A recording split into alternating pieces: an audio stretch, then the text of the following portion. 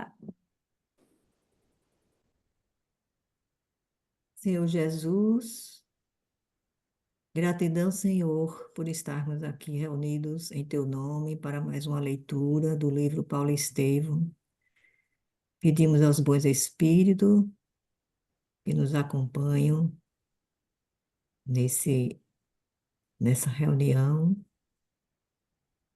que nos oriente, principalmente quem for fazer a leitura, as explicações que forem dadas nessa leitura, que possamos tirar de cada palavrinha um aprendizado para a nossa caminhada, que possamos sempre estar conectados com o amor do Cristo, hoje e todos os dias. Que assim seja. Graças Assim a Deus. seja. Que assim seja, graças a Deus. Obrigada, Danana. Então, gente, olha, para quem tem essa edição aqui, como eu, gente, eu tenho dislexia, então, né? Para quem tem essa edição, estou na página 190. Eu vou Já ficar ouvindo. já passamos na segunda parte, rumo ao deserto. Saulo está na estalagem de Judas, né, em Damasco, e ele está cego. Ele já teve seu encontro com Jesus, é, e aí chegou cego em Damasco, procurou seu amigo Sadoc, seu amigo deu um fora, né? Enfim, ele não quis receber Saulo, principalmente quando soube do ocorrido, que Saulo tinha avistado, né, Jesus. E aí, ele agora, inclusive até a pessoa que acompanhava ele já tinha ido embora.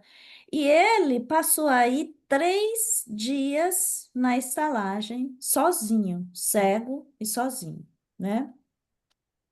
Aí eu estava dirigindo hoje para o trabalho e estava me lembrando, eu falei assim, olha, hoje tem Paulo Estevam, acho que eu vou procurar lá em Atos dos Apóstolos, a parte onde está, né, que Saulo, ele passa então 3 dias sem receber nenhuma visita. Ao final de 3 dias, chega então alguém, né? Novamente, vamos lembrar, é o ano de 36, né? Tá mais ou menos verão por aí, de 36.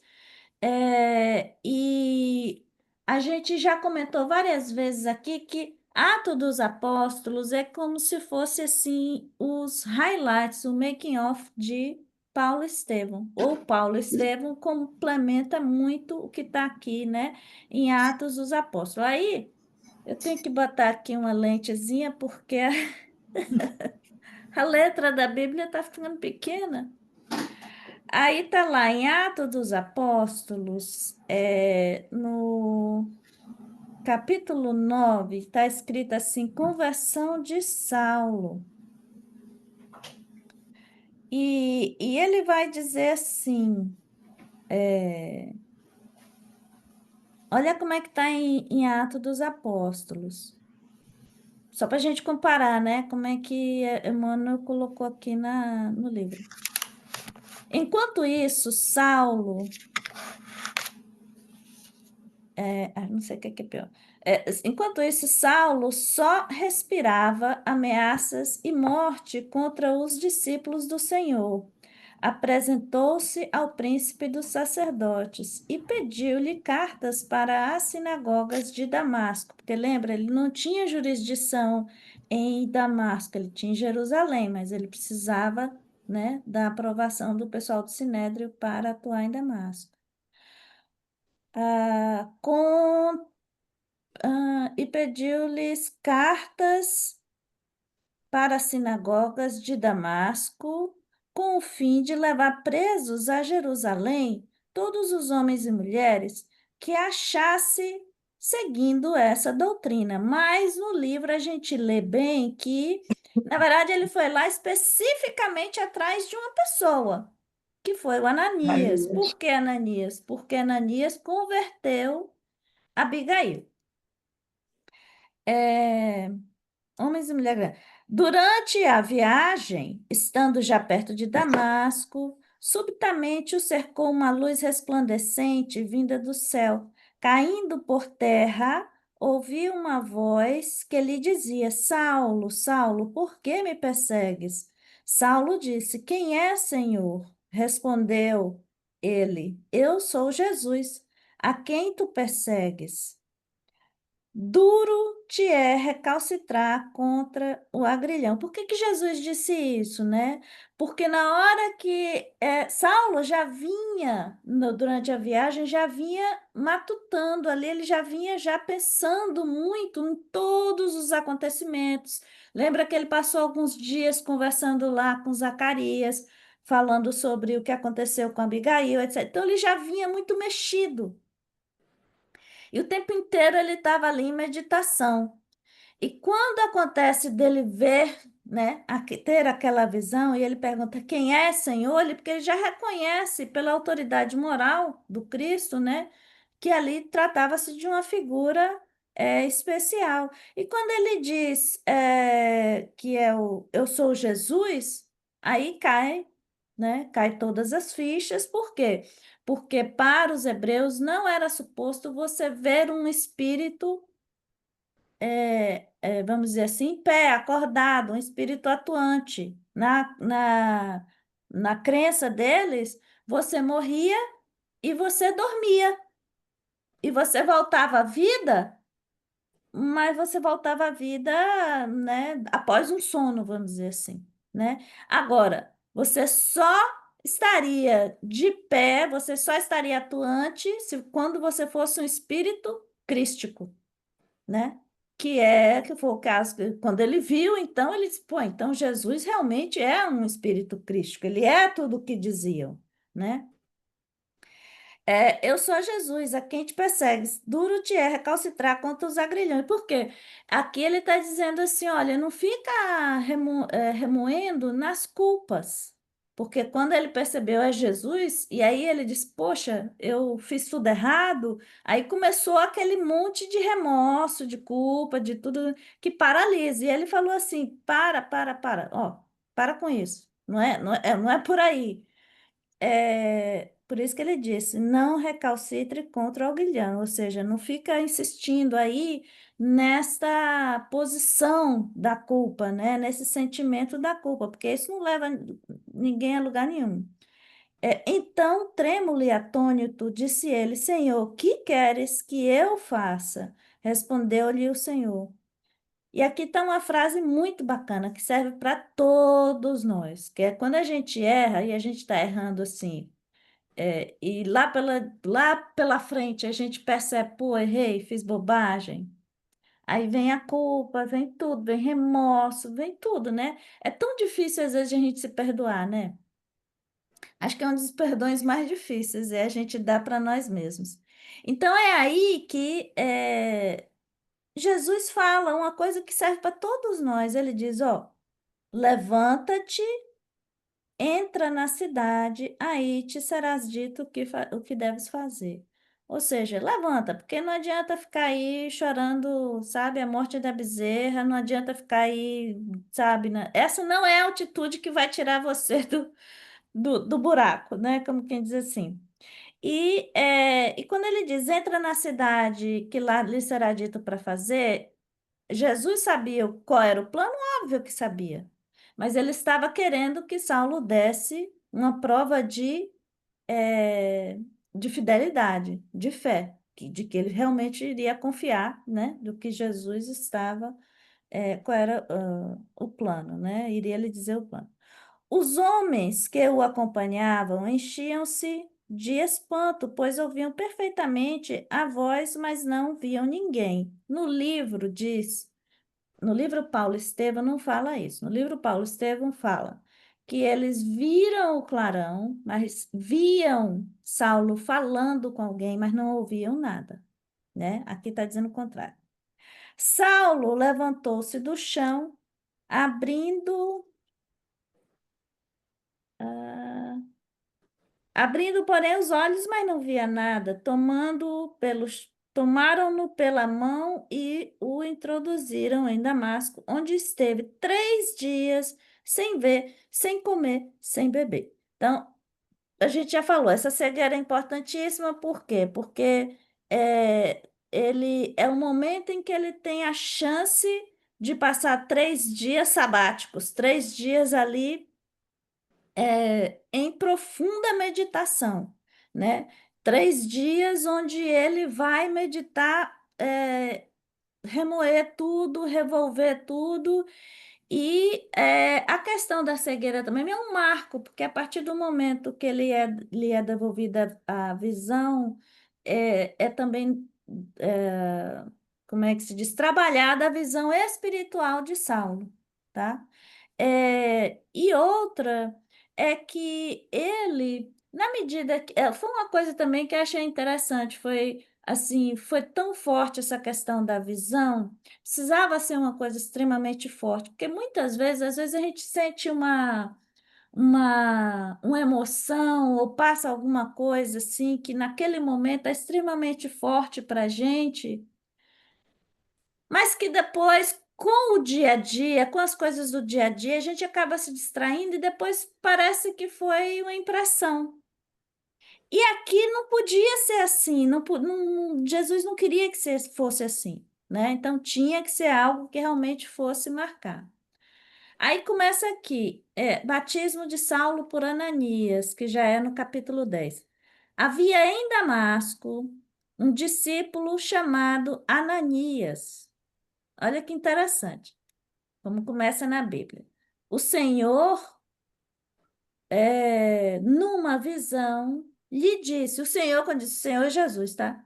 O Senhor, numa visão, lhe disse, Ananias, eis-me aqui, Senhor. Respondeu ele. O Senhor lhe ordenou, levanta-te e vai à tua direita, à rua direita, e pergunta em casa de Judas por um homem de Tarso chamado Saulo. Ele está orando. No livro Paulo Estevão, ele não fala assim. Ele não diz, ele só diz que Ananias foi procurar, né? Esse via numa visão, esse é Saulo, tá? Esse via numa visão um homem chamado Ananias entrar e impor-lhe as mãos para receber a vista. Ananias respondeu: Senhor, muitos já me falaram desse homem. Quantos males fez aos teus fiéis em Jerusalém? Fiéis, gente, quando fala fiéis, tanto nos textos do Evangelho, como também em textos da Epístola de Paulo, ele usa muito fiéis, mas eu não sei qual é a palavra exatamente em grego, mas esta palavra, ela seria, tanto fiéis como santos, teria a mesmo significado. Então, por que que ele fala assim, fez aos teus fiéis em Jerusalém? Porque o pessoal que foi para o sacrifício e não negou, né, a crença em Jesus, não eram espíritos qualquer, né? Então, aqueles falam dessas pessoas quase como se fossem santos. Não eram, mas, né? Ok. E aqui ele tem poder dos príncipes. Como que Ananias está dizendo assim, você tem certeza? É isso mesmo? É isso mesmo, Brasil. E aqui ele tem poder dos príncipes, dos sacerdotes, para prender a todos aqueles que invocam o teu nome. Mas o Senhor lhe disse: Vai, porque este homem é para mim um vaso escolhido. A gente já falou aqui qual é o significado de vaso. Por que que se usa essa expressão vaso escolhido? Lembra do milagre da água e vinho, que a água estava no vaso, né? Então tem um significado de purificação, né? Mas também tem um outro significado, que o vaso, para você reter água, para você reter o vinho, etc. Esse barro aqui, ele tinha que ser feito de uma forma muito especial. Era um barro que batia, o oleiro batia, batia, batia nesse barro, até que chegasse numa consistência XPTO. Aí ele colocava lá numa temperatura absurda, né? Para moldar esse vaso. Então, por isso que é vaso escolhido. Porque a Jesus confiou uma missão, mas Saulo iria passar ali para poder levar essa missão, e iria passar um mau bocado. Escolhido que levará o meu nome diante das nações, aos gentios, dos reis e dos filhos de Israel, ou seja, além dos judeus, além da nação hebraica. Eu lhe mostrarei tudo o que terá de padecer pelo meu nome. Quer dizer, Jesus queria que ele sofresse? Não. Mas é muito óbvio que para Saulo levar essa missão adiante, teria que ter uma transformação ainda muito grande, né? Ananias entrou na casa e, impondo-lhe as mãos, disse: Saulo, meu irmão, o Senhor, esse Jesus que te apareceu no caminho, enviou-me para que recobres a vista e fiques cheios do Espírito Santo. No mesmo instante, caíram dos olhos de Saulo umas como escamas, e recuperou a vista. Levantou-se e foi batizado. Depois tomou alimento e sentiu-se fortalecido. Ou seja, é mensagem telegráfica mesmo, né? Assim, bem. Então, aqui, a gente voltando no livro, né? A gente parou aqui. Nessa hora em que ele está só, né? Jacó vai embora para Jerusalém, ele está só. Saulo, agora, na página 190, agora está só. No véu espesso das sombras, podia entregar-se às suas meditações profundas e tristes. Profundas e tristes, mas muito importantes, né? Naquele momento. É, a bolsa, farta e franca, assegurou-lhe a solicitude do estalajadeiro, que de quando em quando vinha saber de suas necessidades, mas em vão.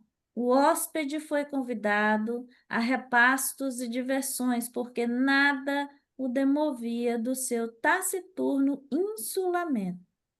Quando a gente lê, a gente parou aqui da última vez e a gente leu o seguinte, a gente pegou por essa palavra aqui, insulamento.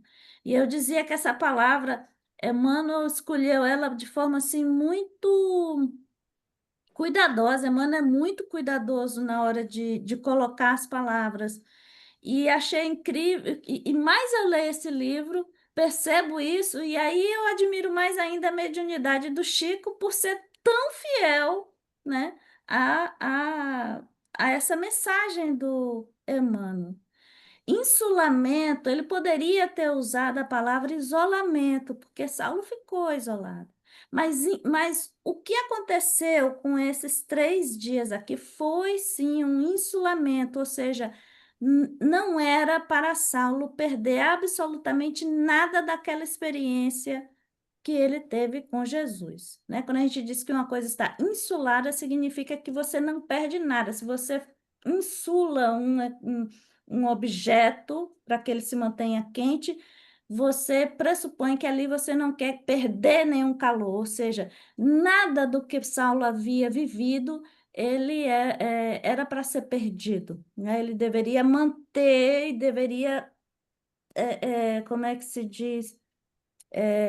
Digerir muito bem, processar muito bem, né? Cada um daqueles momentos. Aqueles 3 dias de Damasco foram de rigorosa disciplina espiritual. Sua personalidade dinâmica, que a gente sabe como ele era, né, bastante dinâmico, havia estabelecido uma trégua às atividades mundanas para examinar os erros do passado. Olha aí a necessidade, né? As dificuldades do presente e as realizações do futuro. Ele era muito dinâmico, era difícil para ele passar 3 dias sabáticos, claro que era, mas nas circunstâncias ele não tinha muito o que fazer, era isso mesmo. Agora, por ele ter uma personalidade dinâmica, ele já, e ser muito inteligente, ele já começa a fazer a análise de toda a situação. Onde é que ele está? O que que isso significa, aquela mudança na vida dele, né? O que será no futuro? Engraçado, né? É tão humano isso. Você tá numa situação, você já fica. O que que Saulo sabe da vida dele no futuro nesse momento? Nada. Ele não pode adivinhar o que vai acontecer, mas ele já está ali preocupado. É a gente com essa mania da gente querer controlar, né, gente? É tão humano isso, gente. É um troço assim impressionante aqui, como é narrado o processo dele.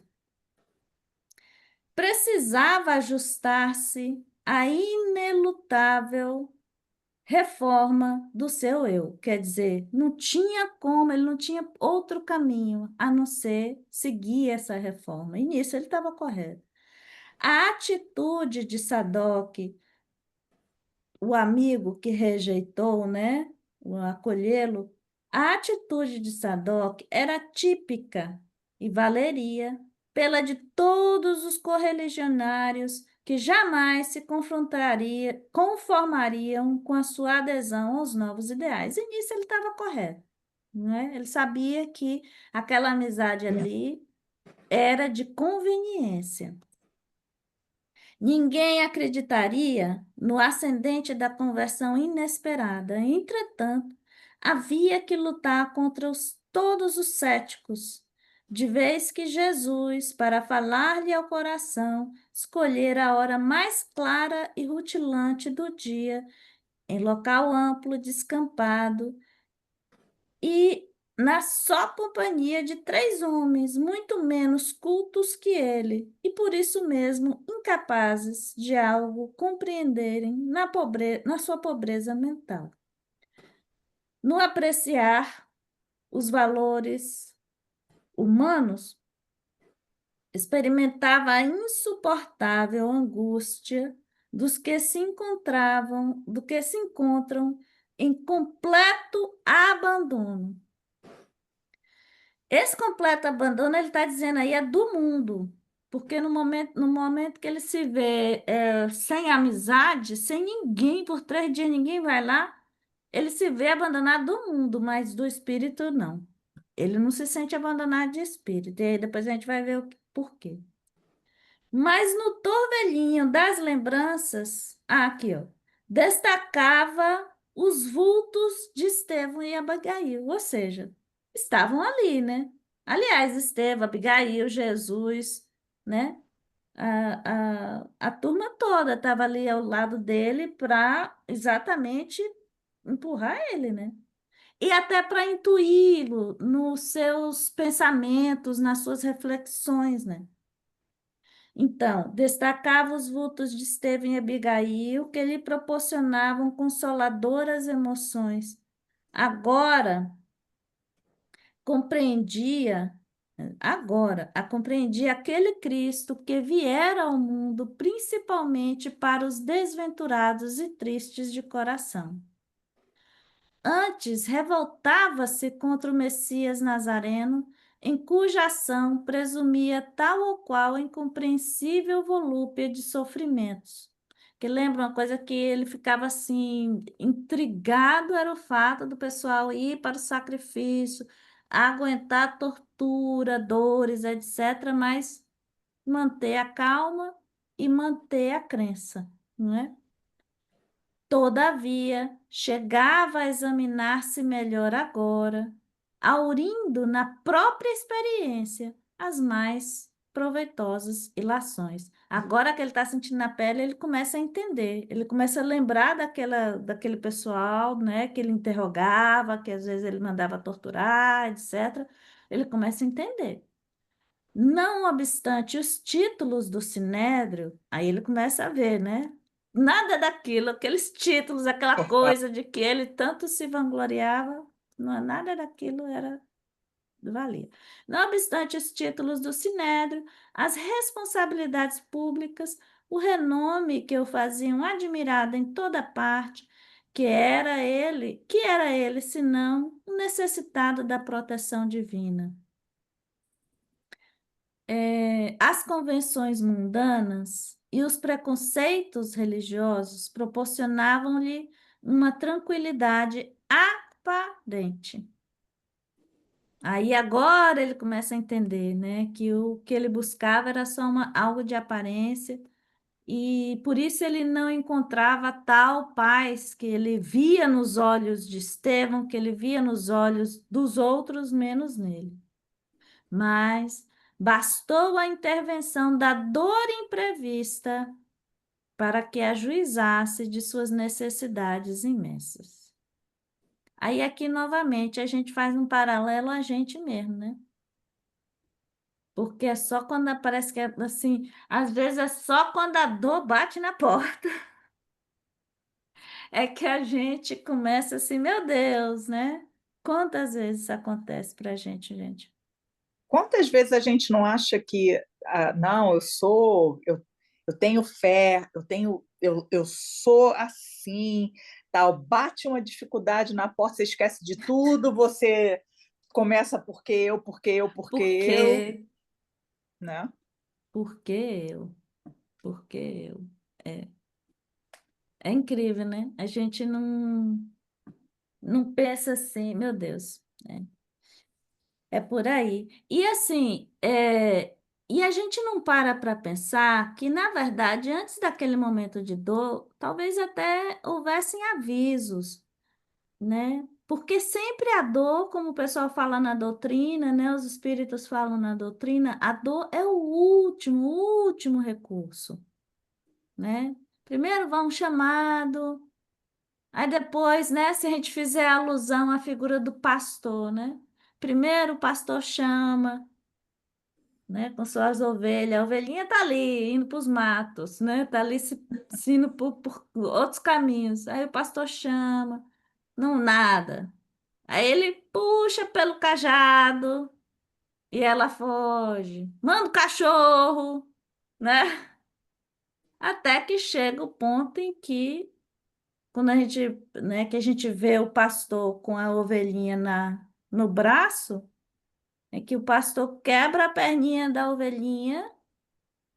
E aí deixa a ovelhinha, no colo, junto dele, para que ela se acostume a estar junto dele. E no momento em que a perninha dele sara, né, a patinha sara, ele põe no chão, ela nunca mais sai de junto. É por aí. Abismalmente concentrado na cegueira que o envolvia, orou com fervor, recorreu a Deus para que não o deixasse sem socorro. Tá vendo? O orar que apareceu ali na Bíblia, que Jesus falou: olha, ele está lá na estalagem orando.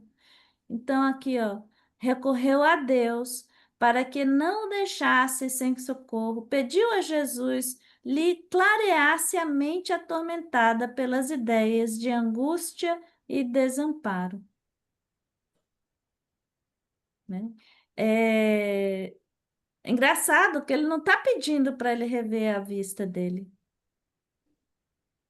né? Ele está pedindo clareza de pensamento, de Pensamento. raciocínio. Ele não quer ser deixado, mas ele não está pedindo. Engraçado isso, né? No terceiro dia de preces fervorosas, eis que o hoteleiro anuncia a alguém que o procura. Seria Sadoc? Saulo tem sede de uma voz carinhosa e amiga. Manda entrar. Um velhinho de semblante calmo e afetuoso ali está, sem que o convertido possa ver-lhe as cãs respeitáveis, né, os cabelos brancos suas- e o sorriso generoso. O mutismo, olha aqui é que tá engraçado. Quando eu li isso aqui, eu ri, porque o mutismo do visitante indicava, indiciava o desconhecido. Porque imagina, se coloca na posição de Ananias. Você saber que o cara foi lá em Damasco atrás de você. E você, se assim, meu Deus, eu recobro a vista dele ou não? O que que eu faço agora? Mas, olha, isso aqui, gente, essa passagem para mim, ela é tão rica, porque não é só para Saulo, é para Ananias também. Se coloca sabe, na pele de Ananias e vem Jesus e te diz assim, ó, vai ali na cova do leão, acordar o leão, né? E você tem que acreditar que é isso mesmo, Jesus. Tem certeza? Tem certeza? Haroldo fala engraçado, ele disse assim, quando Jesus chama, né, que fala Ananias, Ananias, como? É isso mesmo. O mutismo do visitante indiciava desconhecido. Eu fico só imaginando assim a cena, os dois assim, Ananias olhando para ele, Saulo esperando e silêncio, né? Que você podia ouvir um grilo. Quem sois? Pergunta o cego admirado. O irmão Saulo? Olha que aqui, como é que ele chama, né? Por que que ele chama irmão Saulo? Irmão de miséria, né, gente? Irmão de dor. É nesse ponto que que todos nós nos irmanamos, né? Em nossas dores morais. Irmão Saulo, replica o interpelado com doçura. Olha só o que ele, ele ainda assim ele é cauteloso, hein, gente? Porque na Bíblia está dizendo assim: olha, o Senhor Jesus que você viu lá no caminho, mas aqui, e eu confio em Emmanuel, ele fala assim: irmão Saulo, o Senhor que te apareceu no caminho enviou-me a esta casa para que tornes a ver e recebas a iluminação do Espírito Santo. Ele não citou o nome de Jesus. Ele foi cauteloso. Ele falou: eu não sei o que está acontecendo. Jesus mandou aqui, aqui eu estou, mas eu vou tomar uma precauçãozinha. Ele não citou o nome de Jesus. O Senhor que te apareceu no caminho, o que que ele está fazendo aqui? Ele está testando para ver qual é a reação de Saulo. Aí, para Saulo, assim, ele contou para quem? Ele contou para Jacó, que foi embora. Quer dizer, quem é que sabia? Eram os três que estavam com ele que foram embora para Jerusalém. Sadoc, que não apareceu lá. E ninguém mais sabia. Falou, que é esse homem que veio aqui e sabe de que eu tive uma visão no meio do caminho. Ouvindo, o moço de Tarso tateou ansiosamente nas sombras. Quem seria aquele homem que sabia os feitos lá da estrada? Algum conhecido de Jacó? Mas aquela inflexão de voz enternecida e carinhosa? Mas e aquela inflexão, né, de voz enternecida e carinhosa? Vosso nome? Perguntou quase aterrado. Ananias. A resposta era uma revelação. E aqui veio uma outra grande lição de Jesus para Saulo de Tarso. Aliás, para qualquer um. Gente, quantas vezes o problema vem bater na nossa porta, né? E a gente fica assim se fazendo de migué. Mas é justamente aquele problema que é a solução, né? Do problema real, porque a gente fica só. Ah, eu estou me lembrando aqui de uma amiga que pediu oração porque o filho, a filha, o genro perdeu o emprego, etc, etc. E aí eles estavam enfim, recém-compraram a casa, e ela estava muito ansiosa, etc. Aí eu falei assim, escuta, é, você sabe se de repente, essa situação, na verdade, é um preparo para algo maior. Você já reparou nisso? Porque agora, por exemplo, eles têm a você, eles têm aos pais dele. Eles não estão desamparados. É uma situação chata, óbvio que é, mas eles não estão desamparados. Agora, pode ser que ao enfrentar essa situação, eles vão amadurecer e estarem preparados para algo mais adiante. Então, assim, não acha que tudo é ruim, não, né? Porque tudo é aprendizado. A resposta era uma revelação. A ovelha perseguida vinha buscar o lobo voraz. Quem tá aí, meu Deus, é o Rio. É o outro. Saulo compreendeu a lição que o Cristo lhe ministrava. A presença de Ananias revoca-lhe à memória os apelos mais sagrados. Fora ele o iniciador de Abigail na doutrina e o motivo da viagem a Damasco, onde encontrara Jesus e a verdade renovadora. Tomado de profunda veneração, quis avançar, ajoelhar-se ante o discípulo do Senhor, que lhe chamava ternamente irmão. Olha que bacana, ele está muito sensível, ele está muito atento, né? A cegueira não deixou ele desesperado, deixou ele sensível e muito atento. Quis, como é que diz? Ajoelhar-se ante o discípulo do Senhor, que lhe chamava eternamente irmão, oscular-lhe, né, beijar enternecidas as mãos benfazejas, mas apenas tateou o vácuo, sem conseguir a execução do gratíssimo desejo. Quisera beijar vossa túnica, falou com humildade e reconhecimento, mas como vedes, estou cego. Imagina, a pessoa tão orgulhosa que era como ele, falando assim, né? Se ajoelhar e beijar a túnica de alguém. Jesus, então assim, a gente, foi uma coisa que a gente falou da última vez também. A crença dele mudou. Não tem dúvida, a transformação aconteceu. Mas ele ainda não está pronto. Ele ainda tem muita transformação ainda por acontecer. E a gente vai ver aqui daqui a pouco. Jesus mandou-me. Agora sim, agora ele faz. Agora, Ananias, que, né, justifica os cabelos brancos dele, experiente, sagaz. Agora ele fala em Jesus. Jesus mandou-me justamente para que tivesses de novo o dom da vista. É, E aqui, gente, olha só. Eu fiquei, depois, quando eu li da última vez, eu estava pensando assim, por que 3 dias, né? Por que 3 dias? Jesus ressuscitou ao terceiro dia. Tem um monte de coisa que acontece em 3 dias.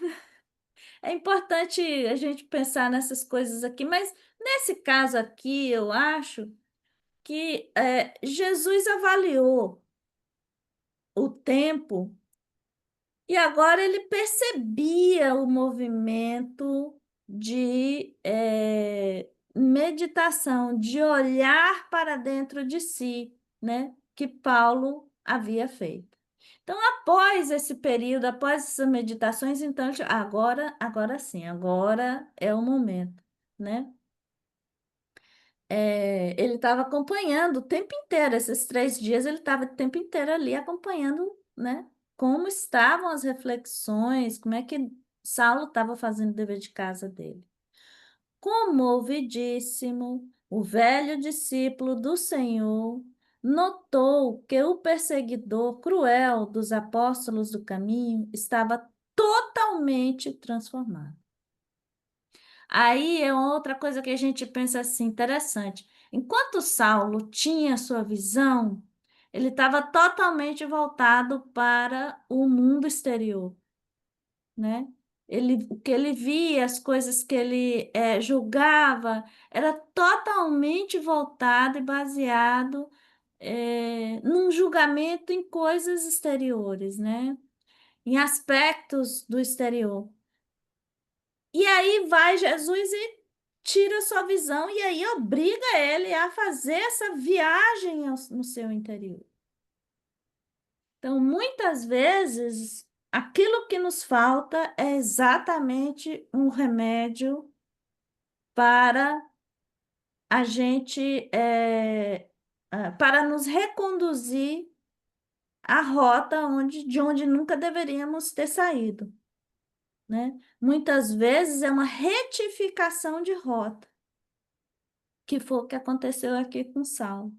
Por isso que Ananias diz aqui: perseguidor cruel dos apóstolos do caminho estava totalmente transformado. Quer dizer, claro, houve todo o processo desde Estevão, né? Tudo o que aconteceu. Mas aqui, esses 3 dias foram muito importantes para ele processar tudo isso e finalmente colocar os pingos nos is, né? Colocar razão em tudo aquilo. Ouvindo-lhe a palavra plena de fé, Saulo de Tarso deixava transparecer no semblante sinais de profunda alegria interior. Dos olhos ensombrados manaram lágrimas cristalinas. O moço apaixonado e caprichoso aprendera a ser humano e humilde. Ah, gente, isso é bonito demais, né? Porque ele não chorava, ele era racional até dizer chega. Então, assim, de repente ele percebeu que o mestre lembrou dele, estava, né, ali junto dele e enviou alguém para curá-lo. E ele se emocionar com isso é bonito, é muito bonito. Jesus é o Messias eterno. Depus minha vida, ou depus minha alma em suas mãos, disse entre compungido, ou seja, arrependido, e esperançoso. Penitencio-me do meu caminho. Banhado no pranto do arrependimento sincero, sem saber manifestar o reconhecimento daquela hora, gente, devia ser uma alegria tão extrema, não tem palavra para você falar. Em virtude das trevas que lhe dificultavam os passos, ajoelhou-se com humildade. Então, tá vendo como ele, ao final desses 3 dias, ele estava realmente pronto para o próximo passo? Jesus não dá ponto sem nó, não, gente. É Jesus, né? Genésio. O velhinho, generoso, quis adiantar-se, impedir aquele gesto de renovo. Gente, é o doutor da lei se ajoelhando perante uma pessoa a quem ele não tinha nenhum respeito, a quem ele não tinha nenhuma consideração. Imagina. O velhinho generoso quis adiantar-se, impedir aquele gesto de renúncia suprema, considerando a sua própria condição de homem falível e imperfeito, mas desejando estimular todos os recursos daquela alma ardente em favor de sua completa conversão ao Cristo, aproximou-se comovido e colocando a mão calosa naquela fronte atormentada, exclamou. Gente, vocês repararam que ele disse aqui, ó? É, mas desejando estimular todos os recursos daquela alma ardente. Porque em seguida ele vai fazer o quê? Ele vai dar um passe. E ele está utilizando os recursos do próprio Saulo para que esse passe, né, aconteça e seja. Você reparou nisso? Em favor da completa conversão, então, desejando estimular todos os recursos daquela alma ardente em favor de sua completa conversão ao Cristo, aproximou-se comovido e, colocando as mãos calosas naquela fronte atormentada, exclamou: Irmão Saulo. E é o que ele vai dizer: em nome de Deus Todo-Poderoso, eu te batizo para a nova fé em Jesus Cristo. É o apelo supremo para os judeus. Você falar em nome de. Lembra que teve um pedido que Abigail falou? Ele disse assim: por nossos pais, Saulo, por Deus. E Saulo não teve como recusar um pedido que ela fez. Então, assim, na cultura hebraica naquela época, quando você falava em nome de, assim, era um apelo muito forte, você não tinha como negar. Então, irmão Saulo, em nome de todo Deus, de Deus Todo-Poderoso, eu te batizo para a nova fé em Jesus Cristo, em Cristo Jesus. Entre lágrimas ardentes que corriam dos olhos, o moço tarcense acentuou contrito. Digne-se o Senhor perdoar meus pecados e iluminar meus propósitos para uma vida nova. Agora, disse Ananias, impondo-lhe as mãos nos olhos apagados e em um gesto amoroso, em nome do Salvador, tá vendo? Novamente. Foi Jesus que estava curando, não era Ananias, Jesus. Em nome do Salvador, peço a Deus para que vejas novamente. Tá vendo?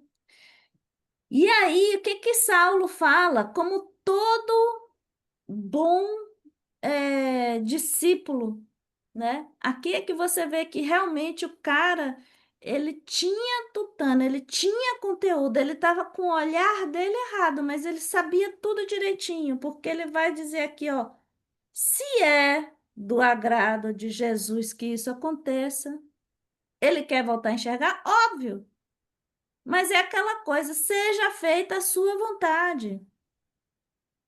Tá vendo como ele tem fé? Ele estava só com o olhar dele errado, mas ele é um cara que ele tem conteúdo, ele tem muita fé.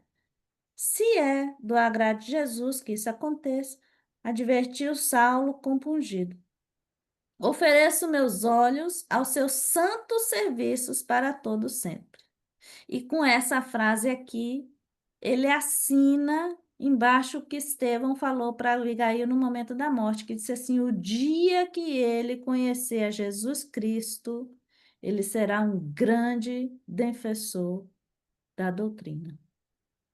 E aqui ele está dizendo: ofereço meus olhos aos seus santos serviços para todo sempre.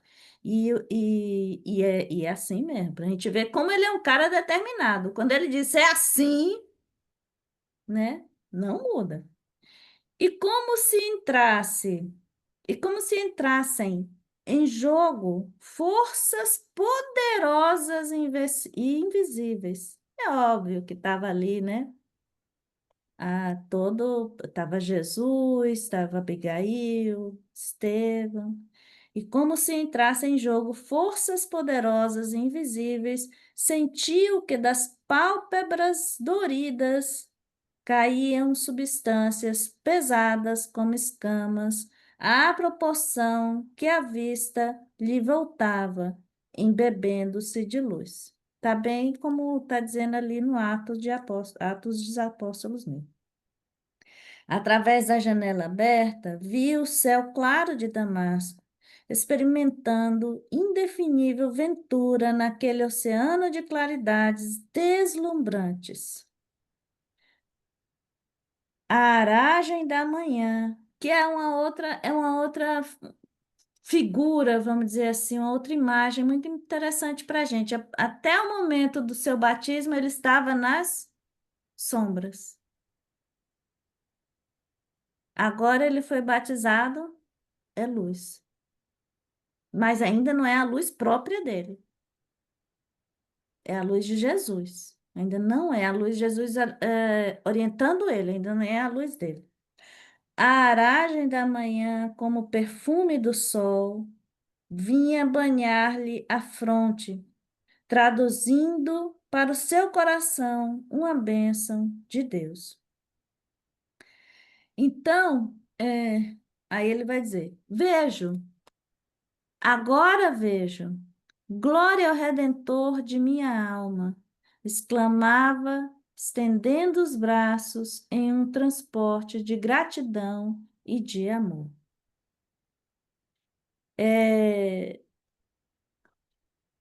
Cadê? Então, é nesse momento aqui, Ananias, é nesse momento que aí Ananias tem que confiar em Jesus, né? Porque agora ele está vendo. Ananias, mas olha como Ananias também confia, né? Porque Ananias, olha a reação dele. Ananias também não se conteve mais. Em face daquela prova inaudita, né, da misericórdia de Jesus, o velho discípulo do Evangelho abraçou-se ao jovem de Tarso, a chorar de reconhecimento a Deus pelos favores recebidos, porque ele estava vendo um homem transformado. E na cabeça dele, ele estava, gente, todas aquelas perseguições, porque lembra, não foi só Estevão, né? Não foi só os apóstolos que ele prendeu a muito. As prisões de Jerusalém estavam abarrotadas de judeus que foram presos, muitos deles torturados, outros morreram, porque não foi só Estevão, a mando de Saulo. E Ananias estava vendo ali um homem transformado por Jesus. Então, Ananias estava feliz com isso. Gente, olha o que está acontecendo aqui, né? É, abraçou-se ao jovem de Tarso a chorar de reconhecimento a Deus pelos favores recebidos. Trêmulo de alegria, levantou-o em seus braços generosos, amparando-lhe a alma surpreendida e perturbada de júbilo. Olha também a reação de Ananias. Ele não vai olhar para você e dizer assim, ele não vai olhar para Saulo e dizer assim, aí, hein? Onde é que te levou, hein? Se fosse a gente, né? Se fosse a gente ia dizer assim, gente, olha aí, vai perseguir judeu, vai fazer coisa ruim, olha no que deu. Mas Ananias está feliz com Saulo de Tarso. Olha o perdão aqui de Ananias, gente. A falta de julgamento. Né? Ele não está julgando, não. Esse foi Jesus que fez, está tudo certo, vamos lá. Olha, o Ananias está feliz com isso. E ainda chama irmão Saulo. Irmão Saulo, disse pressuroso, este é o nosso grande dia. Foi tanto para Saulo como para Ananias. Ananias está vendo de uma outra perspectiva, da perspectiva de ver um homem transformado, um homem que era algoz né, dos cristãos. Esse é o nosso grande dia. Abracemo-nos na memória sacrossanta do Mestre que nos irmanou em seu grande amor. Olha que bacana, que nos irmanou em seu grande amor. Até então eram inimigos. Até Damasco era inimigo, Saulo era inimigo. Mas tem uma coisa que Jesus disse, né? E ele fala, né? Tá na Bíblia, lógico. E ele diz assim, que a gente deve rezar muito por aqueles que não nos querem bem. Ele fala muito isso, né? Rezar sempre e muito por aqueles que não nos querem bem. E aqui tem uma prova, porque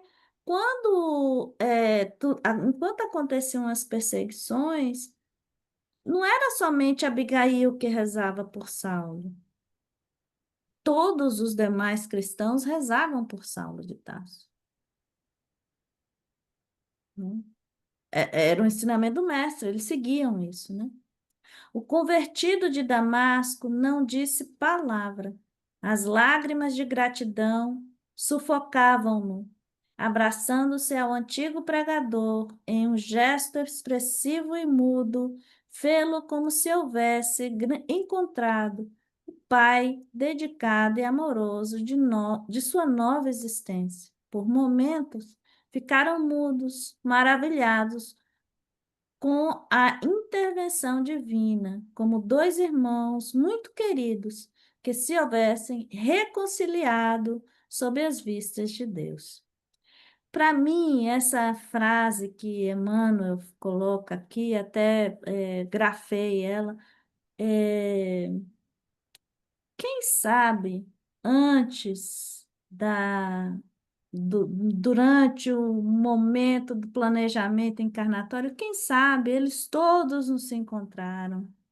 Quem sabe esse encontro de Paulo e Ananias seria em outras circunstâncias. Sim, eles desenvolveriam o trabalho, mas seria em outras circunstâncias. Então, quem sabe neste momento aqui eles estão felizes porque finalmente o plano voltou, tomou o rumo que deveria estar e que não estava porque Saulo estava se perdendo no meio do caminho, né? Então, são muitos os. Eu vou parar aqui, já são. Não, tem mais 2 minutinhos. Saulo sentia-se agora fortalecido e ágil. Em 1 minuto, pareceu reaver todas as energias de sua vida, voltando a si do contentamento divino que o felicitava, tomou a mão do velho discípulo e beijou-a com veneração. Ananias tinha os olhos rasos de pranto. Ele próprio não podia prever as alegrias infinitas que o esperavam na pensão singela da rua direita.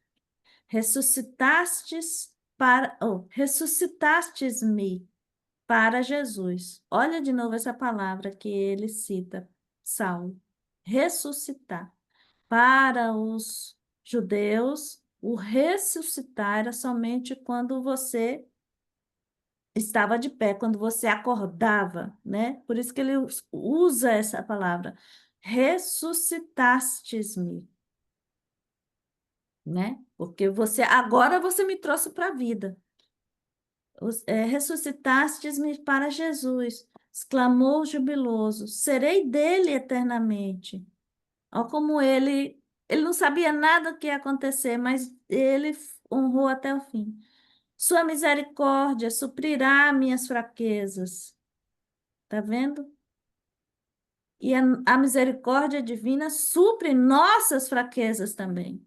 A gente esquece disso, né? Sua misericórdia suprirá minhas fraquezas. Compadecer-se-á de minhas feridas, enviará auxílios à miséria de minha alma pecadora, para que a lama do meu espírito se converta em ouro do seu amor. E isso é assim com a gente também, gente. Viu? Então, olha, 9h30 eu vou parar por aqui, mas vou botar aqui minha. Essa leitura é muito boa, gente, é muito boa. Ana, você sabe alguma coisa das fofocas espíritas, né? Sobre as reencarnações de Paulo? Porque, como a gente sabe, dentro da doutrina, você se arrependeu, você tem que expiar, né? Todos os erros que foram cometidos, tal. Então, você sabe alguma coisa sobre as reencarnações dele depois? Eu nunca, eu nunca ouvi. Eu vou até olhar para ver se tem alguma coisa. Eu nunca ouvi assim nenhum relato que eu saiba, não. Tá,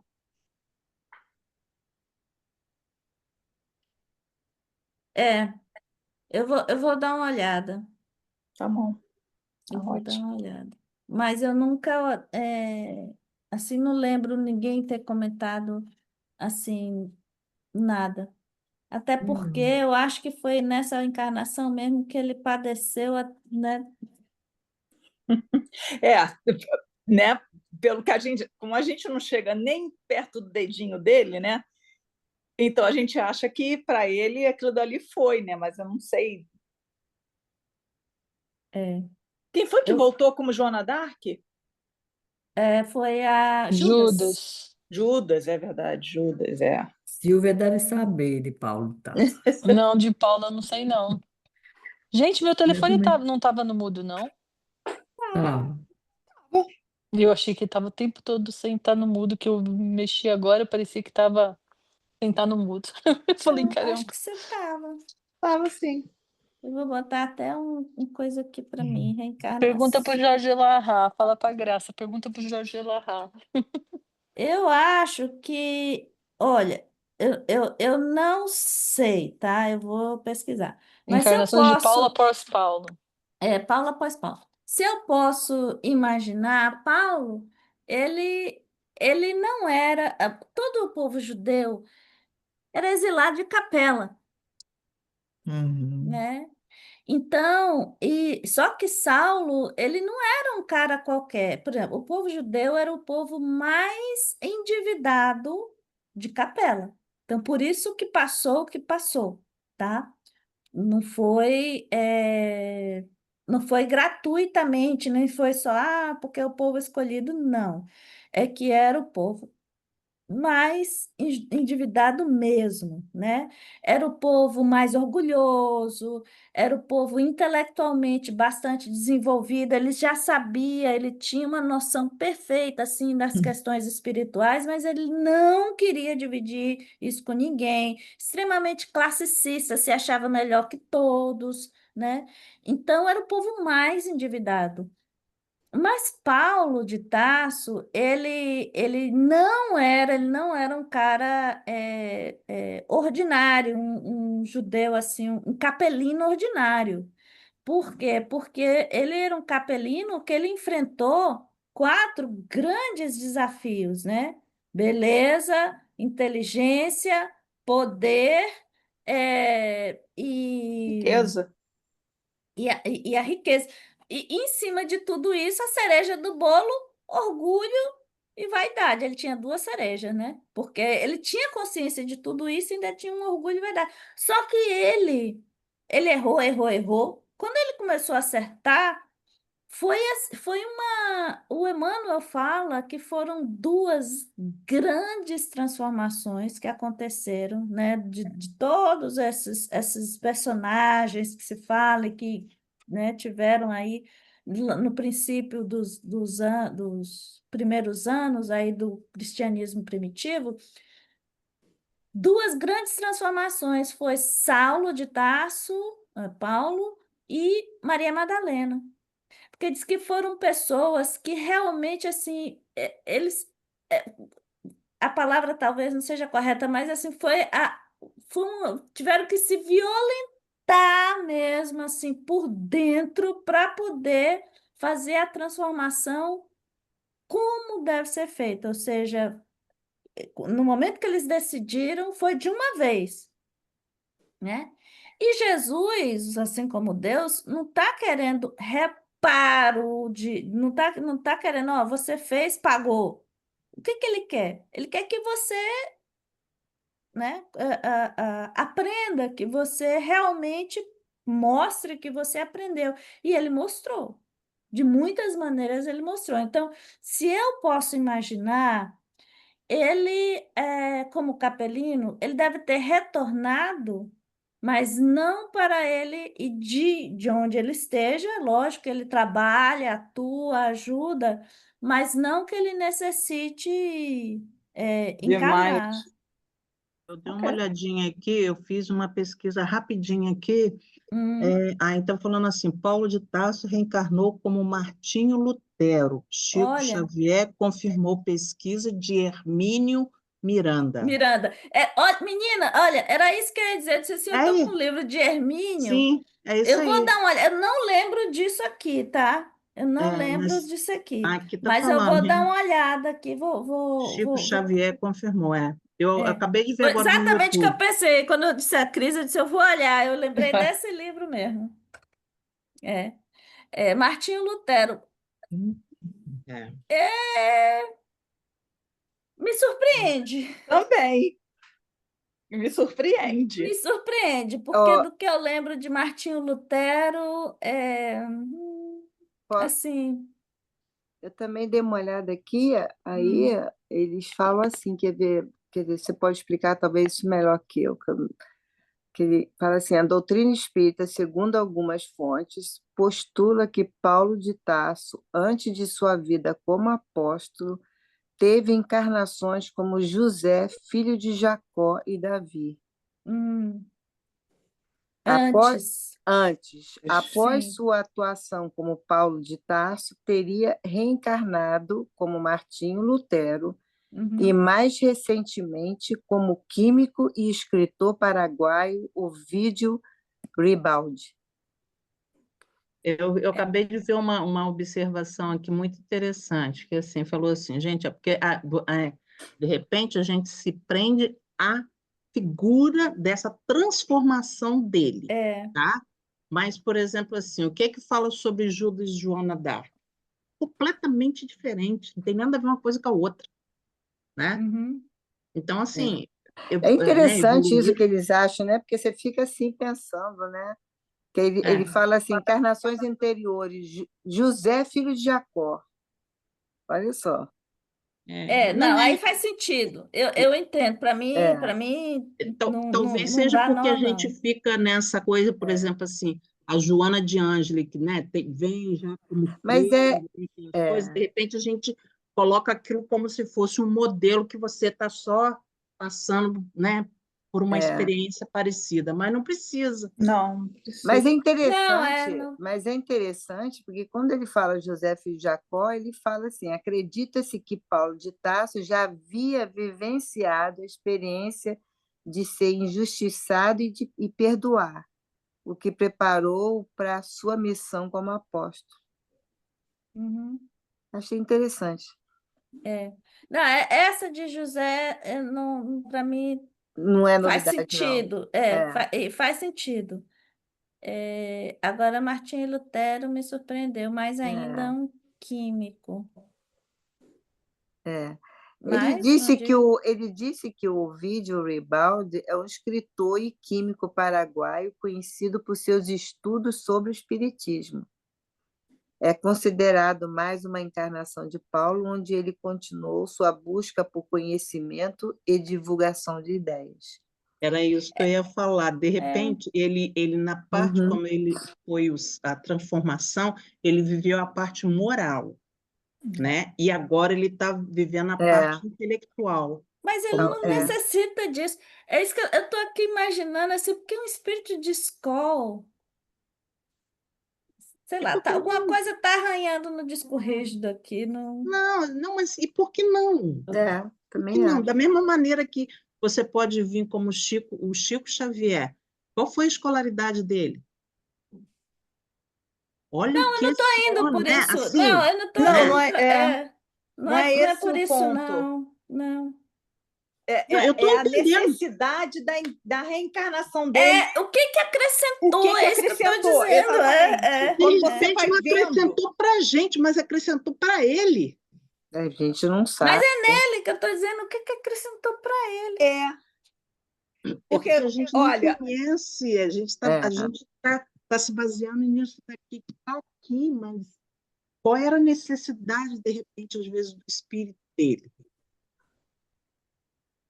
Sabe que ele principalmente com pediu, o Ovidio Rebaldi, cara, tipo, ele faleceu em 1931. É Eu muito. nunca nem tinha ouvido falar de Ovidio Rebaldi. É. é. Eu não sei. É Não sei. A perguntar gente para acha que Elahá. um Fazer a espírito pergunta desse para Elahá. patamar, que quando passa pela reencarnação é porque ele vem fazer algo de grande, entendeu? Quem, mas quem sabe que ele não fez lá onde ele estava? Uhum. Não que atingisse a gente como atingi, o Saulo estava lá e está atingindo a gente hoje aqui, né? Entre aspas. De repente ele foi para poder fazer alguma coisa para algum grupo. Quem sabe foi algum resgate dentro de algum grupo que ele precisava. A gente não sabe. Uhum. Uma missão. É igual, eu falo muito que o Judas, né, a última encarnação foi como Joana d'Arc. Eu não creio nisso.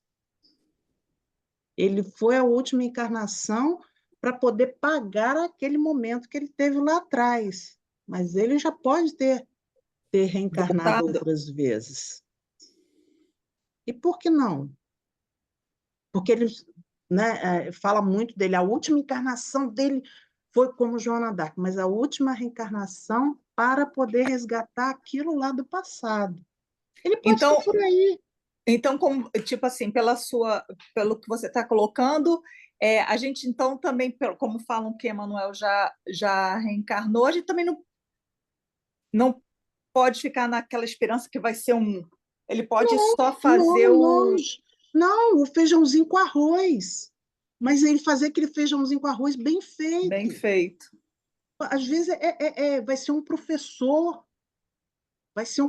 numa escola que vai fazer a diferença na vida de, como há pouco tempo eu vi uma homenagem linda. Eu não sei se foram 70 ou 80 mil estudantes que tinham passado pelas mãos de um professor lá, que o professor foi bem. Colocaram ele, fez aquele palco, ele falou: Você sabe que você transformou a vida de todas essas pessoas aqui? Então, assim, quem sabe? Você pode vir como professor, ele pode ter vindo como químico, de repente, alguma coisa lá que ele descobriu que revolucionou. É porque a gente espera, às vezes, grandes feitos, mas não. Eu penso assim, eu pensava muito assim, quando eu era criança, né? Ficava aquela coisa de virar, quero ser a Mulher Maravilha porque eu quero transformar o mundo. Não, de repente eu vim aqui para poder resgatar uma pessoa, uma, quem O sabe? que você acha, Silvia?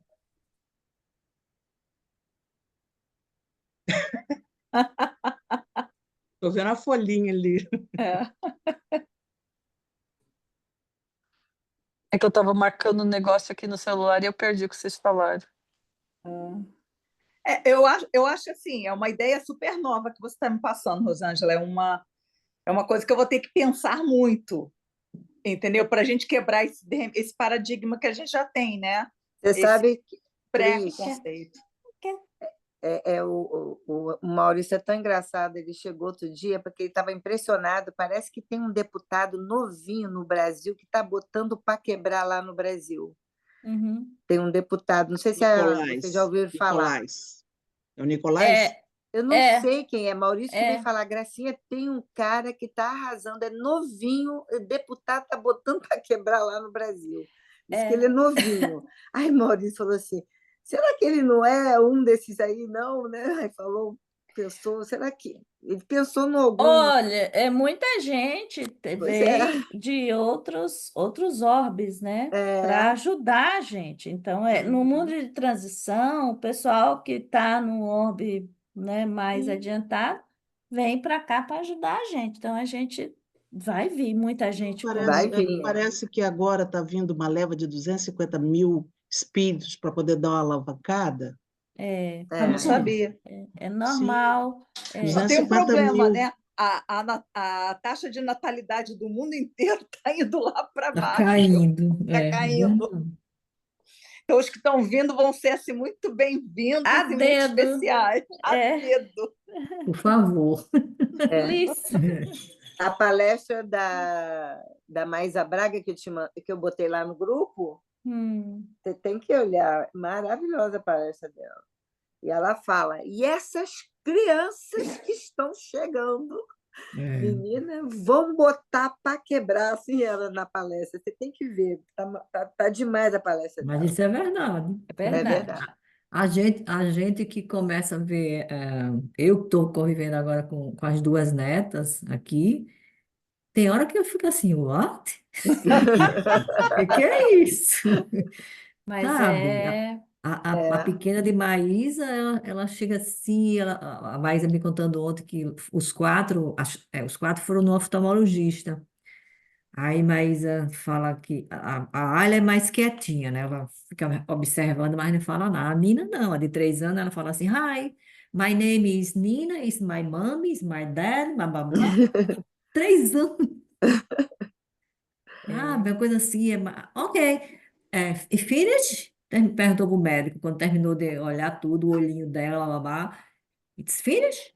Não tem, não, eles, Uma coisa engraçado, eles assim, não têm, olham de igual para igual, não tem É, medo, não uma tem coisa igual. A receio, Maísa né? falou, É minha muito mãe, o que natural é isso? tudo, né? a Tudo é muito Maísa natural. disse que, eu não sabia, né? Mas a Maísa disse que são crianças beta. É, São as Beta? crianças beta, é. Tá lá na palestra delas, que são crianças eu vou beta. assistir.